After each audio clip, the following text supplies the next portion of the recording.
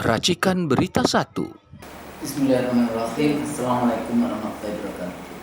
Pemirsa IC3 yang dirahmati Allah, kembali di dalam percakapan dua scholars, kawan saya, sahabat saya, Dr. Ihsan Finnisi, dan saya sendiri.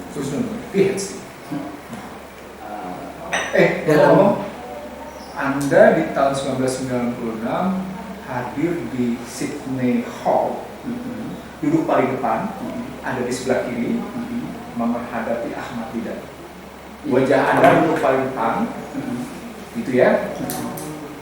Menarik kan saya bisa menyaksikan itu? Lupa, untung saya cerita karena kita bicara luar negeri, saya jadi ingat seorang Husnul Maria hadir dalam sebuah perdebatan tentang Al-Quran dan Injil dengan pembicara Ahmad Didat. Anda duduk di paling depan di jalur sebelah kiri dan Anda menyaksikan bagaimana perdebatan itu berjalan. Betul? Sepertinya begitu. Long time ago. This is 35. Itu 1996. 30 years ago. Iya, 1996. Ya, 30 tahun yang lalu. Apa semua sejarah itu sudah 30 tahun. Enggak, artinya yang saya mau bilang sama Anda, Usnul, saya tanpa sengaja mendapatkan itu bagaimana ceritanya tentang saya harus dibilang civilization war, cultural war, itu demikian tajam gitu loh, dan kita menghadapinya biasa-biasa saja tanpa ada persoalan. Walaupun saya juga melihat subjektivitasnya bule-bule itu. Iya. Tapi sekarang mungkin agak berubah Ya. konteks itu. Jadi kalau kekuatan dari civil society secara global ya, dengan Gaza, dengan kasus Gaza ini Masya Allah kayak gitu ya, Allah tunjukkan semuanya satu persatu.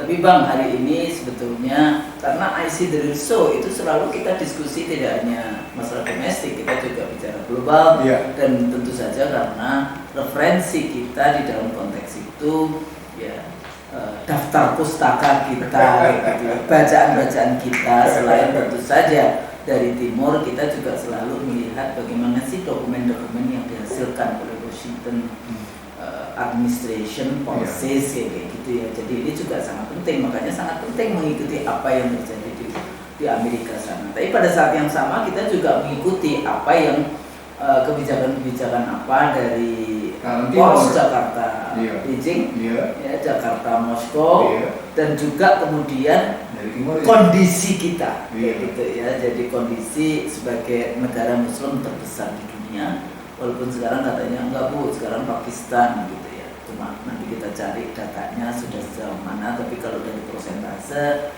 sebenarnya persentase itu ada negara yang hampir 100% Muslim, negara kecil tapi ya dalam konteks ini.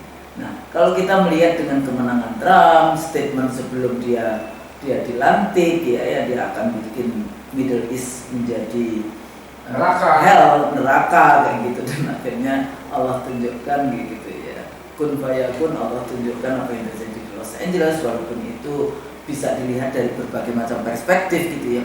Urban design kayak gitu, urban planningnya Los Angeles sendiri harus dilihat sebagai kota yang memang rentan dengan kebakaran di dalam konteks itu. Tapi sama juga bangunan-bangunan kayak Indonesia yang di Ring of Fire ya, kita Indonesia itu negara yang di sini banyak sekali yang namanya gunung-gunung berapi.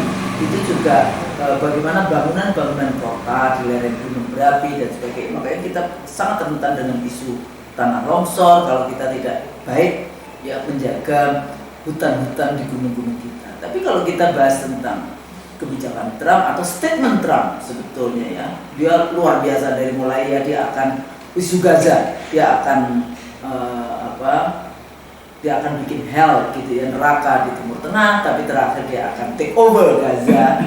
Saya nanya saja, sekarang sudah mulai demo statement tentang statement itu, tapi intinya sejak sama juga waktu dia menang di periode Trump 1, sekarang kan Trump 2, waktu itu lawan Hillary Clinton, itu dia selalu bicara tentang American First, ya kan? Nah, tapi apa saja dari mulai bagaimana dia menghadapi trade war dengan Cina, bagaimana dia bicara tentang energi, kembali lagi kepada energi foil kayak gitu ya, energi dominant again-nya itu ke energi foil ya. Kemudian juga yang menarik lagi bagi para aktivis perempuan, dia bicara tentang bring back value, tentang bagaimana menjaga dari radical gender value yang dia berani mengatakan bahwa gender ada dua, laki dan perempuan. Ini kan juga Tapi dia berani juga bicara tentang aborsi. Iya, ya, tadi di satu sisi ya memang itu, karena memang di sana dia lebih bicara tentang value free, jadi kayak choice gitu ya, jadi choice right gitu, hak untuk memilih di dalam konteks itu. Tapi juga banyak hal yang menarik. Kalau Bang Lucy kan banyak bicara anggaran kayak gitu, tahu-tahu Trump bicara tentang dia tidak membiayai WHO, jadi WHO, dia tidak mau membiayai USAID dibubarkan kayak gitu ya. Dan ini tentu saja karena USAID itu juga ada positif ininya, positif side-nya. Jadi bagaimana dia membiayai refugee, bagaimana dia juga membiayai kalau lembaganya refugee di UN gitu ya, terutama yang perempuan itu ya, UNW apa ya, refugee apa gitu ya, gitu. United Nations Women Refugees. Ya, yang UNWA kayak gitu ya. Nah, terus juga bagaimana kemudian juga isu vaksin itu dia dulu juga sangat keras kan di dalam kita bicara seperti itu. Nah, tapi ada juga yang berhubungan dengan Indonesia. Saya nggak tahu apakah ini nanti berhubungan dengan positif atau negatif yang kasus Lido. Ya, jadi kerjasama itu ini ya MNC ya sama itu. Haritanu dengan Trump di dalam konteks itu, bagaimana membangun hotel residensial luxurious termasuk di Bali itu, termasuk di Bali juga. Jadi kalau kita melihat di dalam konteks ini, arah dari ya tetap liberal, tetap privately public kayak gitu ya. Jadi bagaimana kekuatan korporasi. Ada lagi kalau bicara private to publicnya secara konkret, maka mereka suami istri bermain di kripto. Oh iya, suami istri bermain di kripto. Iya, jadi itu kan sebelum dilantik itu kan si istrinya Melania sudah dan Trump juga sudah. Trump kan memang dari dulu adalah bisnis, termasuk dia pengusaha, dia punya ini yang di kasino terbesar di Pasifik. Atlantic City. Atlantic City keluar dari Philadelphia di dalam konteks itu. Jadi kalau kita lihat dari mulai trade war, dari isu UN, dari isu budget di USAID, dari isu energi dan sebagainya, sepertinya dia sendiri ini sebetulnya belum utuh di dalam konteks Amerika ini mau kemana di dalam konteks itu. Kita harus tetap mengawasi apa yang akan dilakukan. Tapi sebetulnya pada saat yang sama juga aku to hell dengan American Aid, USAID kan kayak gitu sebetulnya. Kalau kita bisa mengelola sumber daya alam yang kita miliki, kita bisa mengelola ini, sebetulnya kepentingan Amerika di Indonesia juga sangat besar. Karena kalau energi ya dari mulai Timika, ya Freeport, McMoran itu juga Amerika. Dia nanti sudah 40 tahun itu dia ambil sudah 2 gunung, sudah jadi mangkok di Papua sana. Nah, nanti kalau kita lihat apalagi yang kekuatan energi yang itu dominasi Amerika di Indonesia. Nah, dengan melihat existing apa yang terjadi ya dari perdagangan, dari kelembagaan yang dilakukan oleh kebijakan Trump, kira-kira kita posisinya di mana? Tapi sebetulnya apa sih kebijakan Trump yang secara global kayak gitu ya? Karena politik Amerika, fungsi presiden itu emang 3.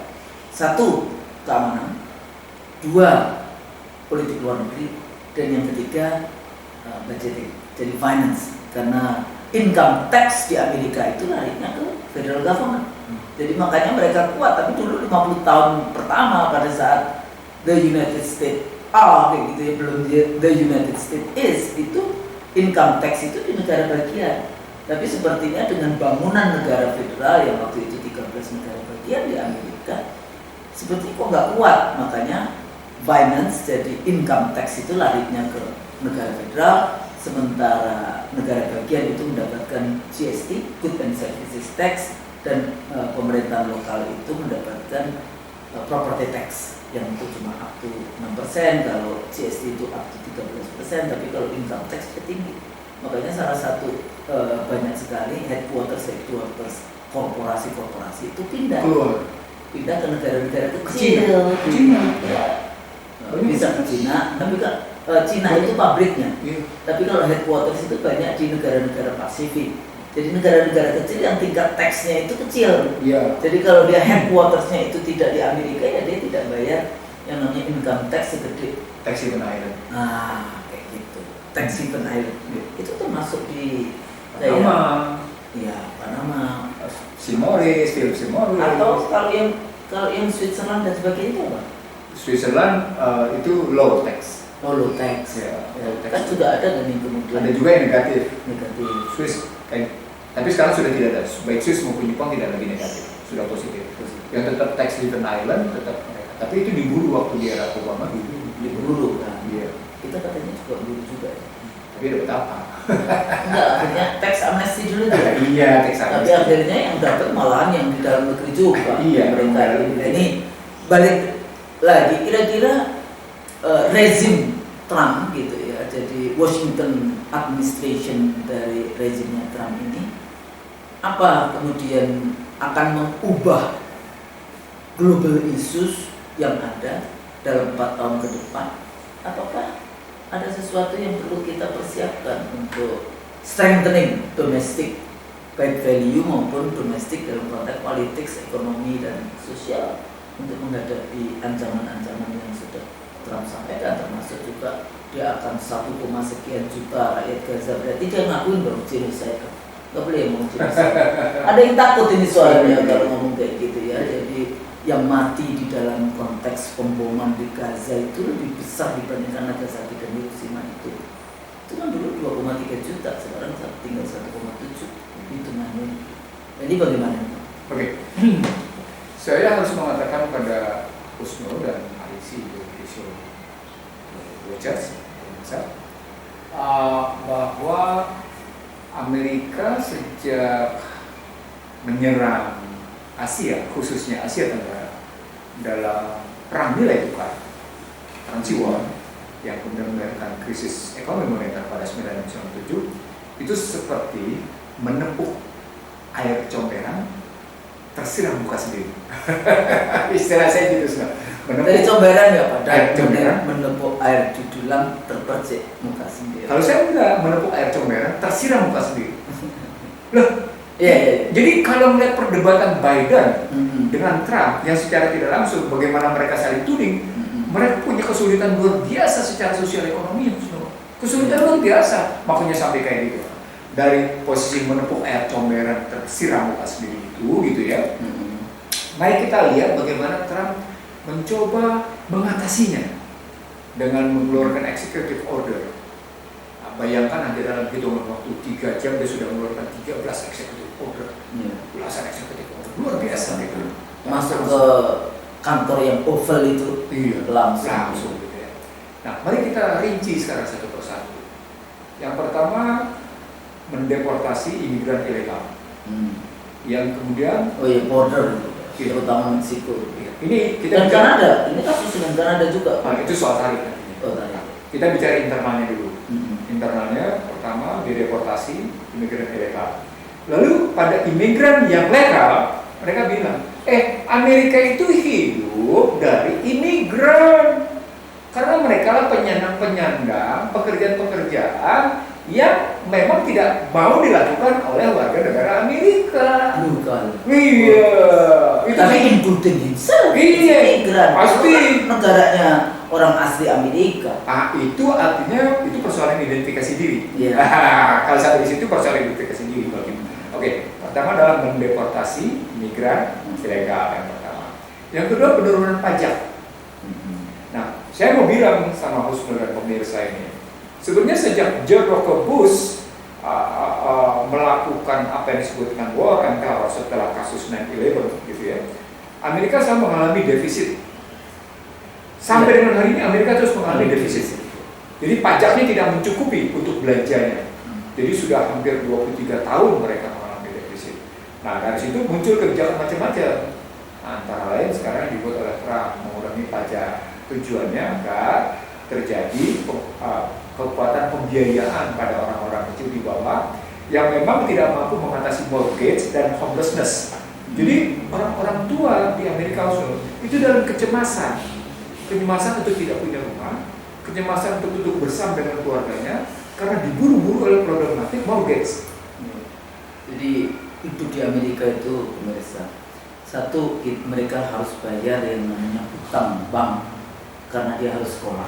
Sekolah itu utangnya dari kemudian dia harus hutang karena hutang untuk beli rumah.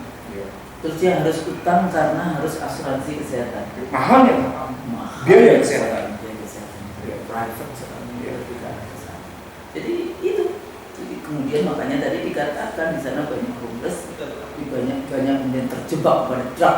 Iya. Ya, yang zombie yang kayak di Philadelphia, di banyak. Dan di berbagai tempat, termasuk di Los Angeles sendiri ada. Banyak. Sampai mereka ada bikinkan yang namanya kayak rumah-rumah kecil untuk para homeless itu. Jadi values di dalam sosial, jadi social cohesionnya juga itu bermasalah. Lalu yang ketiga, siapapun yang mendukung keberadaan Gaza, perjuangan Hamas, maka dipersilakan meninggalkan negeri Amerika. Walaupun legal. Jadi mahasiswa terancam itu kalau ikut dia sebutin loh kalau ikut demonstrasi membela. Silakan keluar katanya. Dan paling tidak akan menghadapi interview oleh FBI. Kalimatnya begitu. Jadi dua, kalau Anda tidak meninggal, kamu harus menghadapi interview dengan FBI. Itu kalimatnya, situasi di dalamnya. Yang keempat, internalnya melakukan efisiensi. Jadi departemen gitu ya, departemen of government efficiency di bawah Elon Musk. Apa dampaknya? Pekerja federal berkurang, ya, pekerja negara bagian juga berkurang. USAID tadi dibubarkan. Itu, ini yang keempat internal nih, yang menarik internal kayak gini gitu ya. Lalu yang berikutnya internal adalah tidak ada lagi tentara yang LGBTQ. Kenapa? Karena military US military merasa malu menghadapi militer internasional karena di dalamnya ada orang-orang itu. Merasa malu dia. Itu yang internal begitu gitu ya. Tambah lagi dengan kebijakan bagaimana membiayai, ini problemnya, membiayai Los Angeles, membiayai Florida gitu ya. Yang satu terkena banjir, yang satu terkena badai, yang satu terkena kebakaran, yang satu terkena macam-macam dan itu diberikan positif. Yang terakhir, yang ketujuh problematiknya gitu ya, setelah melihat situ, bagaimana mengatasi hutang yang sudah mencapai 36 triliun. Jadi hutangnya selling rate-nya, batas-batasnya 36 triliun itu 36 triliun US dollar. Iya, itu sudah dibahas demikian tajam dan mendalam. Dan yang paling menarik adalah gitu ya, Trump menghadapi pemakjulan sekarang. Disebabkan di Indonesia aja ya. Jadi oleh seorang anggota Demokrat. Iya. Seorang anggota Demokrat, Trump dari House Representatifnya sudah menghadapi pemakjulan. Sesama enggak deh. Enggak, beda. Dia Republik. Nah, Trump itu dari Partai Republik. Iya, dia menghadapi pemakjulan. Itu situasi internal. Tapi bahkan dari Partai Republik juga mengkritisi Ilhan Omar itu dari Partai Republik. Iya. Dia mengkritisi isu tentang USAID. Iya, USAID. Jadi dia merasa dulu adalah refugee 4 tahun dia itu mendapatkan bantuan dari USAID dan itu dia menganggap itu sangat penting. Kenapa diputus? USAID itu mempekerjakan 10.000 orang yang tersedia sekarang sekitar 250. Termasuk di Jakarta. Iya. Kayaknya diberhentikan juga ya.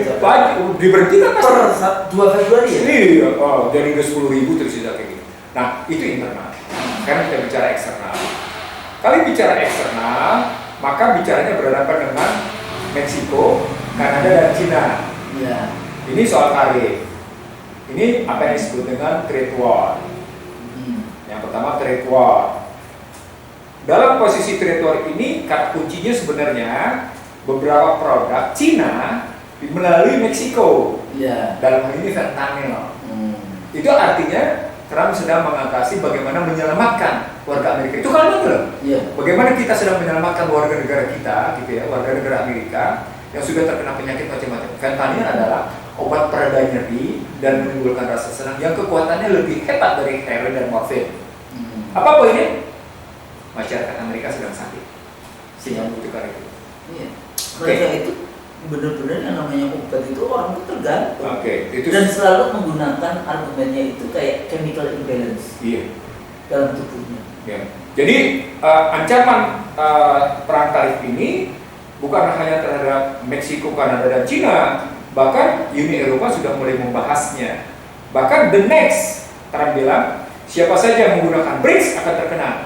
Ya, itu yang waktu itu kita sudah bahas ya. Bahas ya, harus bayar 100%. Kalimatnya konkret sekarang, the next stage disebutnya. Itu akan terkena kebijakan tarif dengan mempertimbangkan apakah ini bluffing, apakah ini ancaman, apakah ini memang jadi kenyataan. Uni Eropa sudah melakukan berbagai antisipasi dan beberapa negara juga sudah melakukan antisipasi.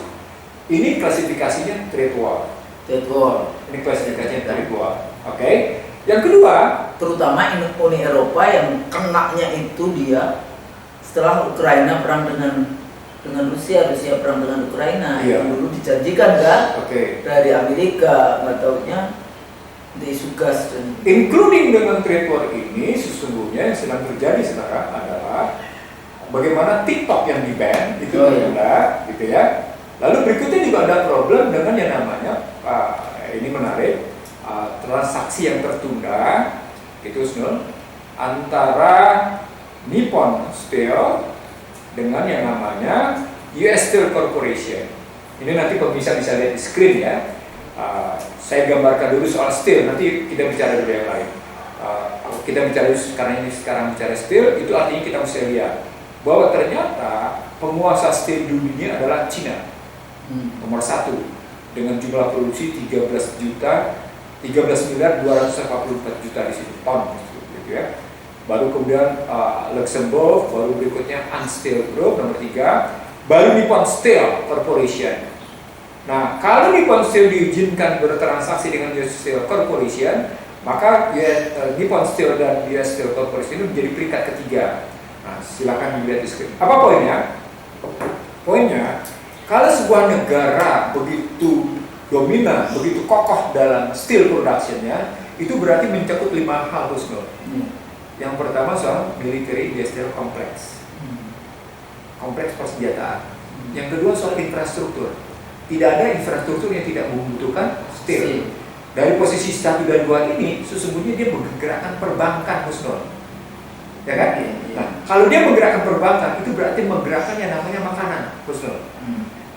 Dan itu yang disebut dengan perang itu begitu. Kalau dia menggerakkan yang namanya makanan, itu berarti dia menggerakkan sejumlah sumber daya, baik yang namanya teknologi bergerak di situ, baik teknologi pangan maupun teknologi elektronik maupun teknologi mekanik, itu berkembang habis-habisan. Itulah bisa dilihat bagaimana dominannya steel industrial. Apa poinnya? Berkembangnya industri dasar yang punya hubungan dengan industri manufaktur, yang kemudian berlanjut dengan industri hilirnya, gitu melihatnya. Salah satunya adalah industri otomotif, gitu melihatnya. Makanya Jepang dan Kokoh tetap memaksa untuk bisa mengambil US Steel Industrial. Kalau dalam catatan saya 14,9 miliar US dollar, dalam banyak pemberitaan disebutnya sebagai 15 miliar US dollar. Tapi catatan saya angka akuratnya 14,9. Nah, kalau melihat struktur steelnya kayak gitu, maka sesungguhnya bisa dilihat bahwa sesungguhnya sedang bertarung dalam konstruksi teknologi. Itu adalah 1. Cina, 2. Amerika, 3. Jepang, 4. India, di dalamnya ikut Uni Eropa. Pertarungan perang itu. Jadi di tahun 2000 Husnul, saya sudah bicara tentang steel consumption per kapita. Menarik kan?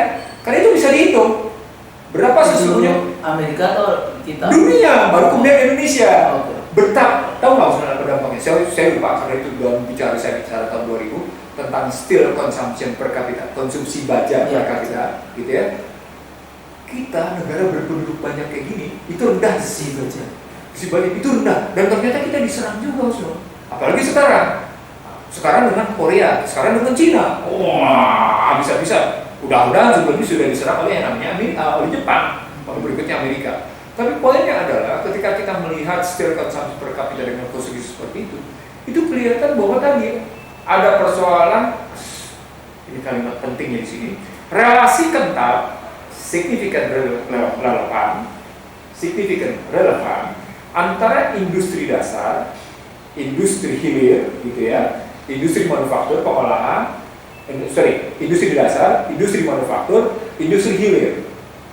Dan di situ bisa kita lihat bicara tentang bagaimana infrastruktur dan properti gitu, bukan hanya soal militer, tapi juga soal bagaimana properti, bagaimana infrastruktur Ya, karena dia berkembang. menggunakan besi baja juga. Kalau semuanya begitu. Ya. Nah, di situ bisa Iron itu. Iya, di situ bisa dilihat tingkat kemajuan satu bangsa. Kemajuan dalam pengertian pembangunan ya. Makanya Cina demikian hebat karena memang dia konsumsi steelnya itu luar biasa, dan makanya Cina mendominasi steel industrial, steel produk di Dan dunia. sekarang kan model-model kayak rumah yang cepat waktu COVID itu di Wuhan Berjaringan. bikin rumah sakit yang Berjaringan. berjaringan. Makanya di Indonesia pun Anda bisa lihat kayu sudah tergantikan dengan berjaringan. Dan itu padahal kita impor. Nah, kita impor. Nah, Sementara kalau kayu enggak. ya. Tapi kayunya udah habis. Iya, dijual soalnya juga. Dijualin Kayaknya sudah habis. Kita terusin Nusno. Jadi trade war yang berkaitan dengan steel itu kelihatan di situ. Nah, kalau kita bicara tadi seperti itu bahwa steel berhubungan dengan yang namanya finance, maka Amerika yang sedang melakukan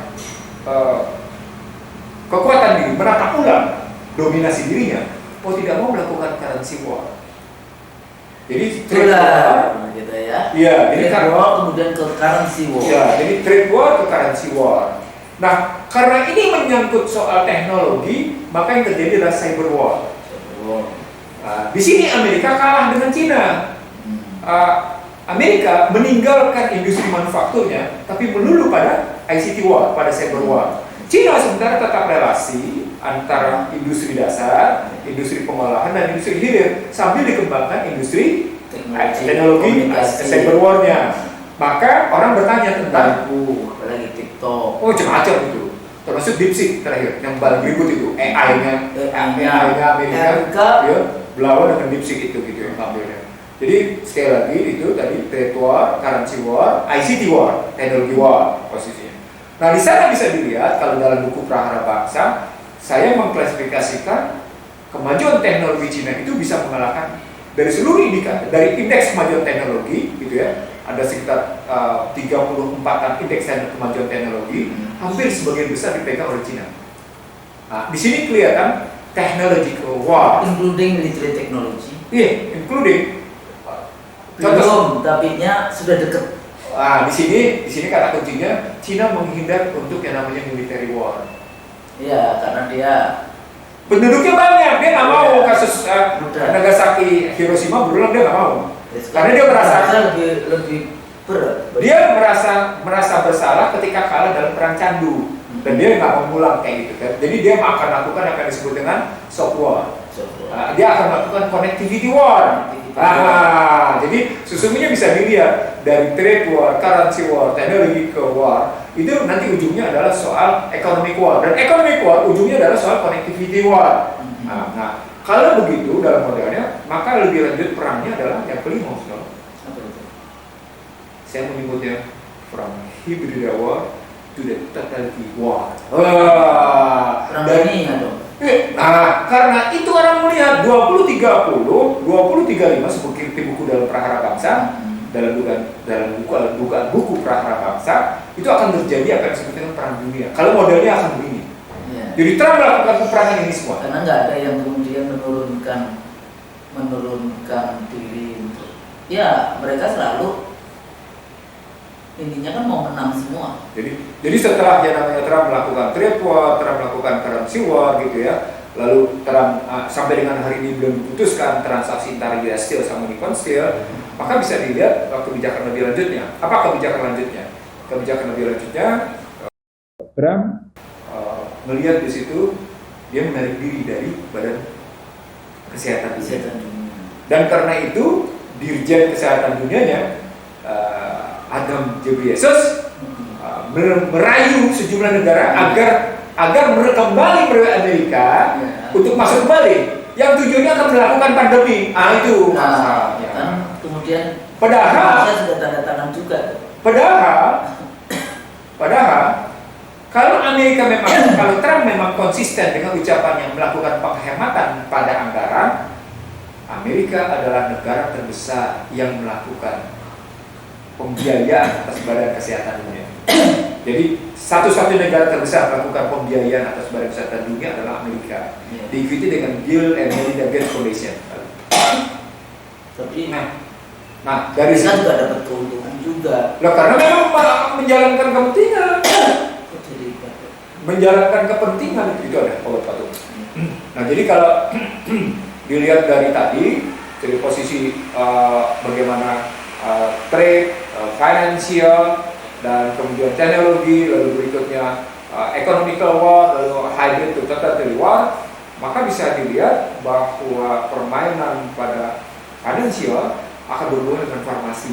Nah, itu yang terjadi pada 2020. Dan kadang-kadang kita itu take it for granted. Isu farmasi itu sedunia. Itu cuma beberapa pemainnya cuma sedikit dan itu selalu dijadikan ini lahan untuk yaitu tadi perang kan. Di dekade awal abad 21 sesungguhnya seluruh masyarakat di dunia diingatkan oleh Siti Fadila Supari bahwa terjadi ketidaksehatan dalam industri farmasi. Itu Even di Indonesia juga pemainnya nggak begitu sama dengan mereka. Jadi setelah menerapkan tadi menarik diri dari Badan Kesehatan Dunia, menarik diri dari posisi USAID, gitu ya, menarik diri dari Paris Accord, ya, dengan meninggalkan istilah Kyoto Protocol, ya. ulang, dengan meninggalkan istilah Kyoto Protocol, karbon. nah, menarik diri dari Paris Accord, Balik kepada industri energi fosil. nah, di situ menarik. Bahwa sesungguhnya sedang terjadi perang tajam antara Republik dan Demokrat. Nah, tetapi menariknya di sini, walaupun Trump menarik diri dari isu-isu Partai Demokrat seperti Paris Accord, global climate change, gitu ya, isunya kan kayak gitu, seperti kesehatan, farmasi dengan menarik diri dari Badan Kesehatan Dunia, tapi Trump tetap bermain di digital currency. Di mana Melania dan Trump membuka kripto. Di sini saya melihat bahwa sesungguhnya Trump akan masuk ke dalam apa yang saya sebut sebagai digital currency dengan memanfaatkan teknologi Mark Zuckerberg dan Elon Musk. Sementara aplikasi sistemnya aplikasi sistemnya pada Jeff Bezos. Karena memang Jeff Bezos jago di payment system. Itu karena Amazon hebat. Jadi cara melihatnya sederhana, payment sistemnya ada pada Jeff Bezos, Amazon, sementara digital currency sistemnya ada pada Mark Zuckerberg dan Elon Musk. Itu kira digital currency. 8 kalau di kita punya 9 angka, katanya Bang Dosi 10 ya. Nah, di Amerika itu yang 8 itu bisnis besar, korporat besar itu juga menguasai separuh dari keuangan dunia. Nah, di situ diucapkan oleh yang namanya Biden dalam farewell speech bahwa Amerika dikuasai oleh oligarki. Nah, ternyata dibuktikan oleh Trump bahwa yang disebut dengan oleh oligarki itu adalah Elon Musk, Mark Zuckerberg, lalu di situ Jeff Bezos, termasuk Tim Cook. ya. Yang termasuk Tim Cook itu iPhone, gitu ya. Nah, kalau kita melihatnya begitu dalam situasi internasional begitu, yang paling menarik adalah ketika Paris Accord terjadi, itu berarti energi terbarukan tidak bakal didorong habis-habisan oleh Trump. Trump akan kembali memainkan fosil. Apa poinnya? Amerika merasa unggul dengan teknologi shale oil dan shale gasnya. Karena itu diam-diam Saudi Arabia mendukung kebijakannya Trump. Karena itu tetap karena kembali lagi pada yang namanya energi fosil. Gitu. Artinya apa? Arab Saudi kembali menjadi negara penentu dalam produksi minyak dunia. Gitu melihatnya, gitu ya. Nah, apalagi yang belum kita bahas kebijakan berikutnya? Oh iya, NATO dalam konstruksi misalnya terhadap Ukraina dan Rusia dan Uni Eropa yang Uni Eropa. Di situ. Nah, di situ Trump mengingatkan agar negara-negara NATO memenuhi kesepakatan belanjanya 3% terhadap PDB. What's the point? Belanja militer, gitu. Oke? Itu kelihatan. Nah, terhadap Benjamin Netanyahu, di sini menarik di sini. Trump menyatakan do what you want to do terhadap Benyamin. Ya udah. Karena itu secara tidak langsung Trump menyepakati pendudukan Gaza. Makanya dia mau diambil alih dan dia suruh kan Iya. Indonesia untuk menerima orang Gaza, Jordan untuk menerima. Dan waktu dikatakan oh mereka Suriah termasuk ya. Ya. Oh kita akan paksa dia. Nah, apa artinya? Artinya secara tidak langsung Trump melanjutkan kebijakan jatuh kempus. Ya balik lagi kan. Sama. Apa poinnya kalau dalam buku Kerangka Bangsa, seluruh presiden Amerika menjalankan apa yang disebut dengan New World Order sejak yang namanya Woodrow Wilson.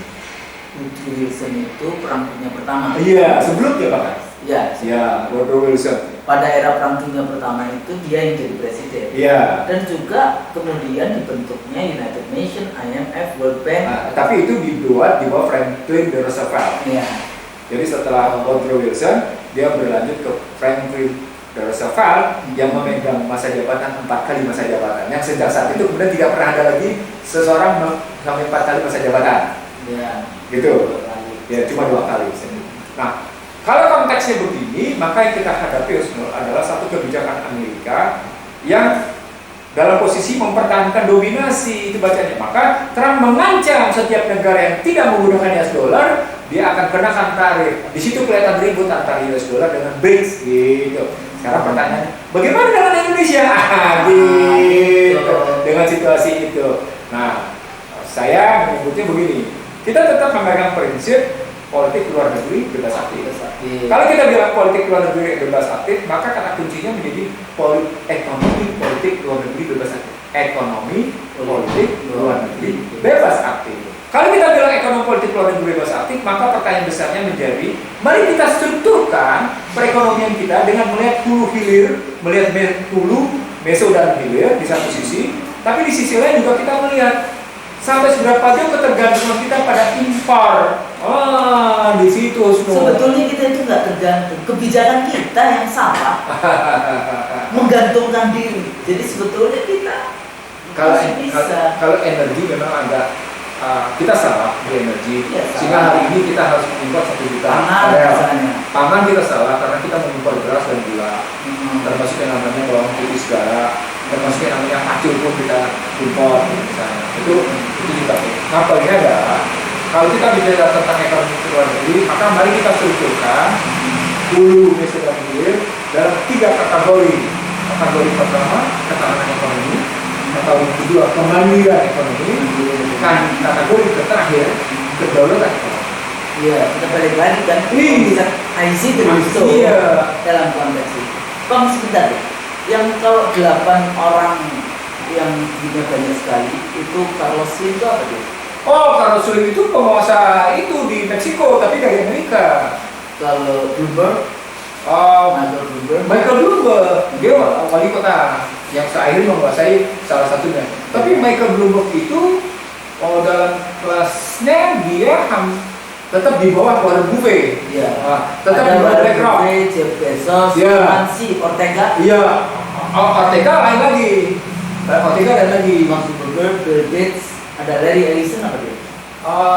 Larry Ellison saya lupa apa usulnya. Tapi nggak jauh-jauh cerita usulnya. BlackRock, BlackRock itu terus ada tax hair juga ada di hati tadi di mulut. Saya dalam catatan saya sebenarnya nggak banyak usul. Tapi intinya di dunia IT, dunia keuangan, ya. Iya.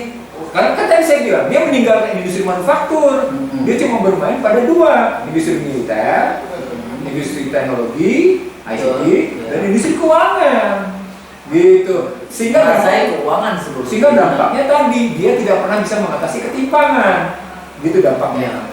Kita kreditnya. Nah, kalau begitu ceritanya, dampak ke Indonesia-nya adalah Indonesia harus memperbaiki hulu, meso dan hilir pada hajat hidup orang banyak, gitu ya, baik barang maupun jasa, plus pada namanya barang komersial. Nah, ini dikunci oleh 3 pertanyaan. Bagaimana ketahanan ekonomi Anda? Bagaimana kemandirian ekonomi Anda? bagaimana yang namanya kedaulatan ekonomi Anda. Jadi bukan cuma sekedar bicara tentang tidak mengekspor bahan mentah ke Singapura, bukan sekedar itu cerita besarnya. Tapi bagaimana? Jadi kita kalah banyak. Ini kan apa yang terakhir isu Singapura, semuanya kita impor minyak dari Singapura. Sebenarnya bukan Singapura juga cuma hak ya. Enggak. Tapi kalau saya bukan itu ngelihatnya Mas Nur.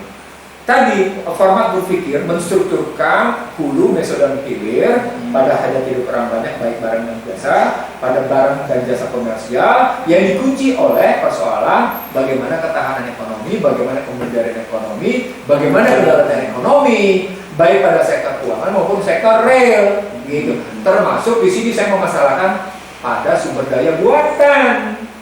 Nah, sumber daya buatan itu mencakup soal infrastruktur dan data antara lain. Nah, kalau misalnya kereta api saja kita masih tergantung dari luar dan dia bagian dari public transportation, maka sesungguhnya kita tidak punya kemandirian. Yang ada cuma ketahanan. Ya, akhirnya karena tidak kemandirian itu akhirnya menghilangkan kedaulatan dan fungsi pelayanan publik. Iya. Ya, mereka cara berpikirnya kalau model liberal, model neoliberal, model korporatisme itu kan untung atau tidak untung. Pasti. Sementara kalau kita bahas tentang negara, kita nggak bicara untung atau tidak untung. Bagaimana Anda melayani? Nah, kalimat melayani tidak boleh memasalahkan subsidi salah sasaran. Subsidi tidak tepat sasaran. Kalimat tadi serve the people. To serve the people. To serve the people. Itu tidak boleh keluar kata-kata subsidi salah sasaran. Dan mereka itu percaya ini gitu, yakin bahwa oh ini subsidi karena kalau harga pasar tuh segini, ini harga negara kasih subsidi. Halo, itu tanggung jawab kalian. Iya, jadi kadang-kadang penggunaan diksi-diksi yang seperti itu kalau kita paham itu menyakitkan sebetulnya kayak itu karena analogi. Yang kedua, uncommitted the constitution. Jadi knowledgeable, naik lagi ke atas, uncommitted to the constitution. Gitu. Pada konstitusi. Iya. Enggak, dalam bahasa sederhana,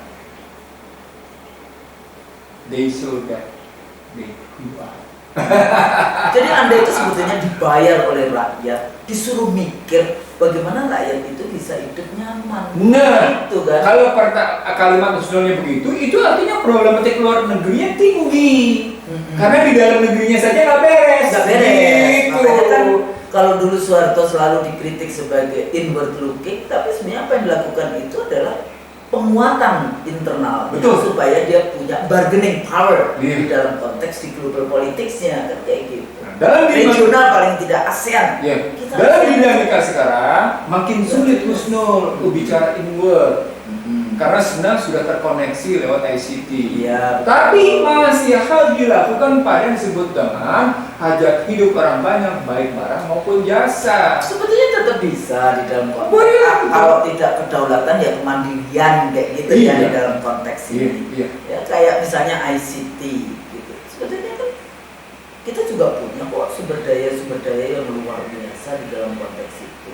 Iya. Tapi kadang-kadang ini nggak dulu zamannya SBY aja ngomongin menganalisa kemiskinan aja dengan bangganya dia undang dekan dari Harvard University. Emang nggak ada dosen-dosen di Indonesia yang bisa berpikir dan mencari solusi tentang bagaimana menyelesaikan. Boleh nggak saya bertanya soal itu? Apa? Bukankah itu menggambarkan intelektual minder kompleks? Minderwadik Hyde kompleks, ada Hyde Minderwadik Hyde kompleks. Tapi saya tambahin di depannya intelektual. Ya itu intelektual BO. Itu bahasa IC dari show. Bahwa itu gambaran Anda tidak percaya diri pada konstitusi dan keilmuan Anda.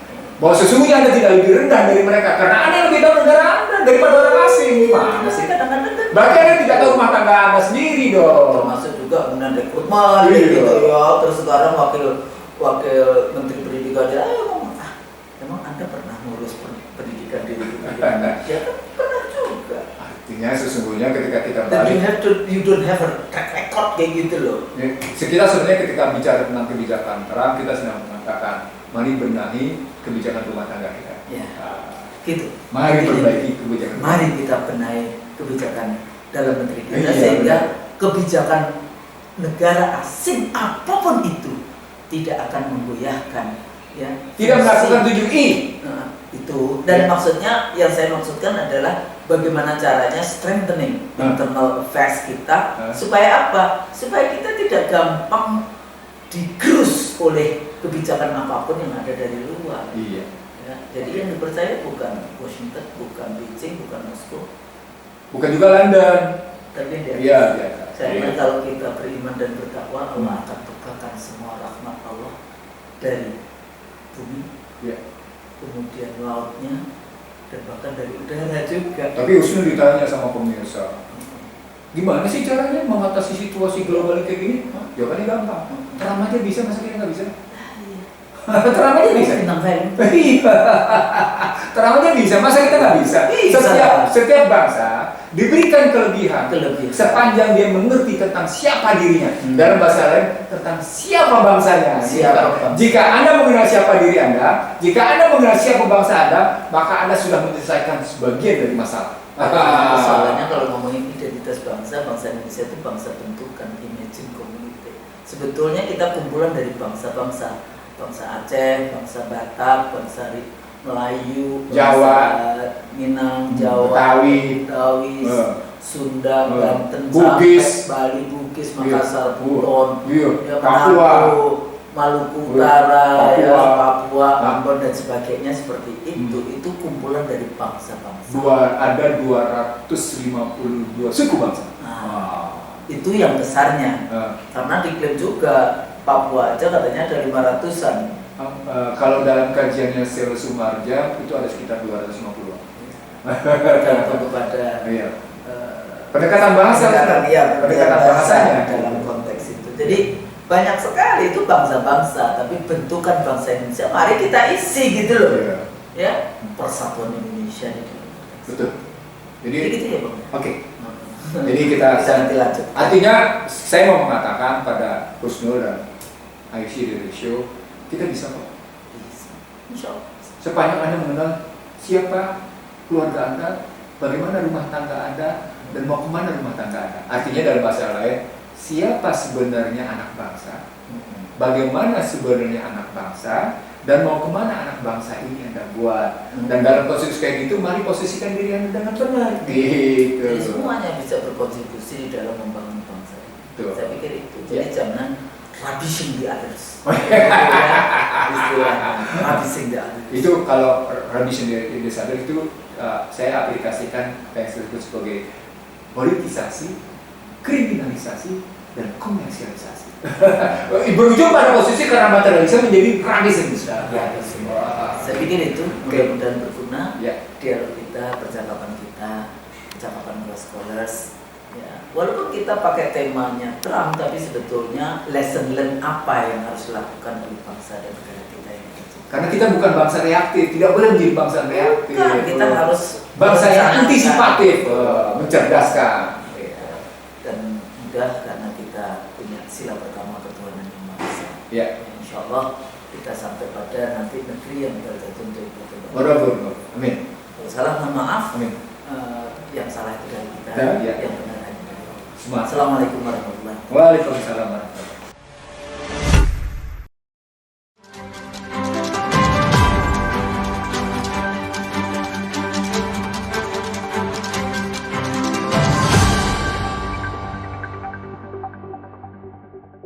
Racikan Berita 1.